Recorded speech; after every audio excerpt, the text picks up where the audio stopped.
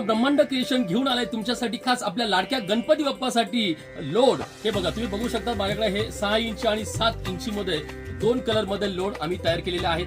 हे बघा तुम्ही बघू शकता तिकडे या अशा पद्धतीचे लोड आहेत. सुंदर असं डिझाईन केलेलं आहे आणि एकदम परफेक्ट हे इथे मॅच होतात. 1.5-2-2.5 फुटापर्यंत हे लोड बसतात गणपती बाप्पासाठी.